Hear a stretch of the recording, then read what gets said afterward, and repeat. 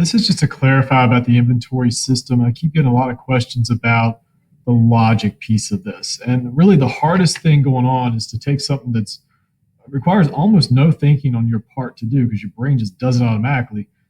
And you're breaking it down to what's happening to communicate that to a computer. That's really the whole point of this course.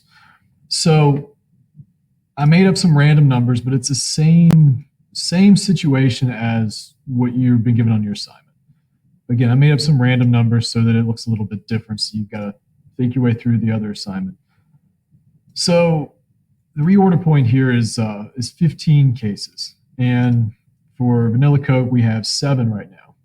So I could probably give this to you in real life and you can answer this really fast. If I said, do you need to buy more cases? You'd probably be able to tell me really quick, yeah, we do. And if I asked you how many we need to buy, you could quickly tell me, well, we got 7, we need 15, we need 8 more cases. So we just need to get that into a computer so it can tell us all that information. And I don't have to keep thinking about all this stuff. That's really the whole point. It's let the computer do the work for you so that your life gets easier. You're creating this program for somebody to use so that they don't have to constantly be thinking about all this. The computer just tells them. And you can even, in real life, you could have this send a text message to you as soon as something needs to be ordered, and automatically add that to a list to a company. I mean, there's a lot of stuff that a computer can make this really easy. So enough talking about it. What to do here? Cases on hand. We have 7. So how do I tell the computer right here whether I need to reorder? I mean, it's just a yes or a no. That's all I need to do. Well, I need to reorder because I only have 7 and I need 15. So here's how all of these if statements work. You have some kind of test. That's the logic piece. You tell the computer what to do if that logic is true, and then you tell the computer what to do if that logic is false. That's the 3 parts you always have to have. So let's think about the test here.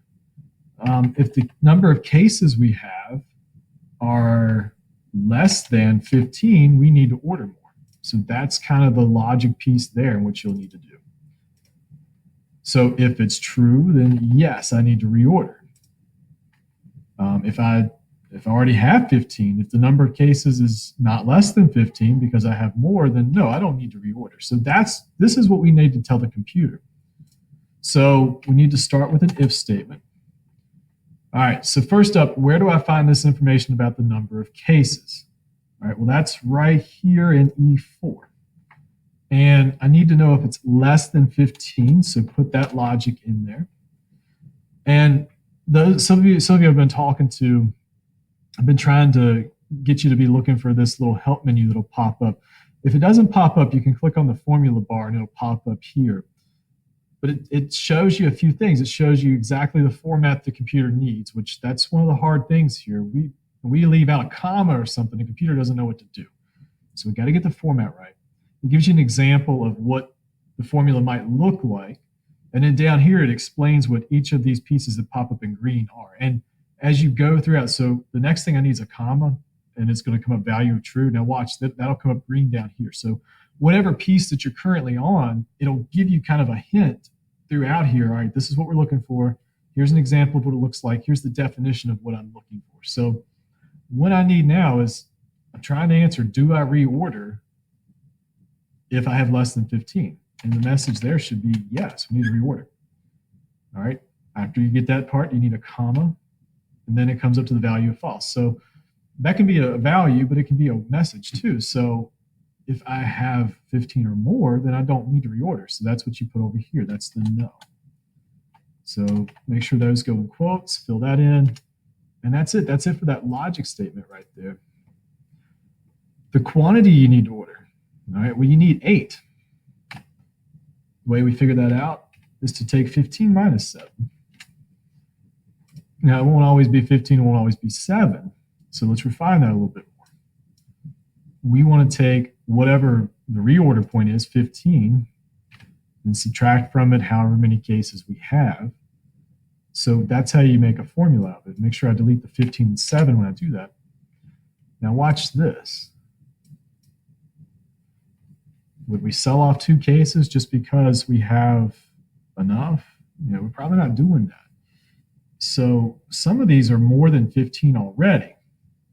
And if that's the case, like this next one, I mean, watch this. If I pull this down, we shouldn't have to reorder, right? That's what it should say no, and it does. But if I'm not reordering, I don't want to be buying -2 cases. That doesn't make sense. So we need another logic test here. So let's think about what we do. How do we decide whether to do this 15 minus 7, whether to subtract these two numbers? Well, I think the easiest way is, do we need to reorder? So I'll just say reorder as a question. And if we do need to reorder, then do the math, which we've got in the formula. If we don't need to reorder, then the quantity to reorder should be nothing. We don't need to reorder anything. So let's add this a little bit. Let's add some logic. We can keep that math right there. Let's add a little bit of logic.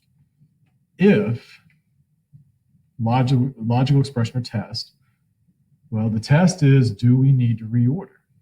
All right. So where do I find that information? Well, that's going to be in this cell right here, G5. Oops. I was expecting it to put that information in for me. I'll just type it in. If G5 is exactly equal to yes, because we've got a word in that statement. We've got a yes or a no in there. So all you got to do is put a quote around there and put yes. And that's the example it gives you. It says if A2 is foo.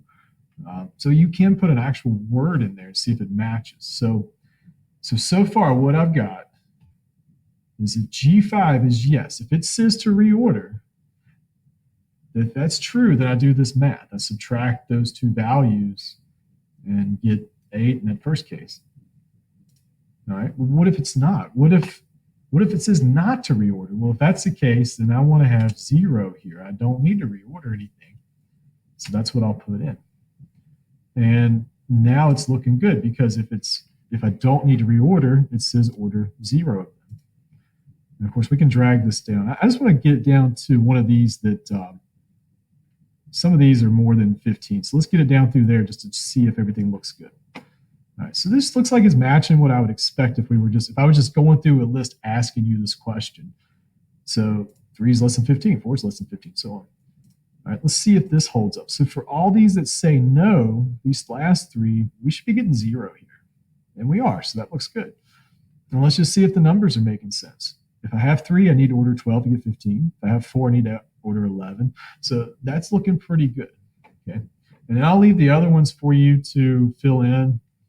The cost of your order, again, that's going to probably need an if statement, because if you don't need to reorder, you don't need to spend any money. So I would do a really similar if statement like you did here. And I'm going to drag that up so that matches.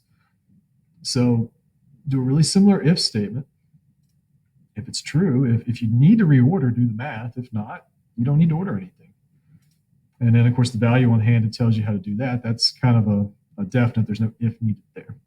So hopefully that's enough to get you a little further along. And at least if y'all can get this far, maybe I can answer any further questions. But I think these are the pieces that I'm really getting the most questions about. So I think that's going to help you out a lot.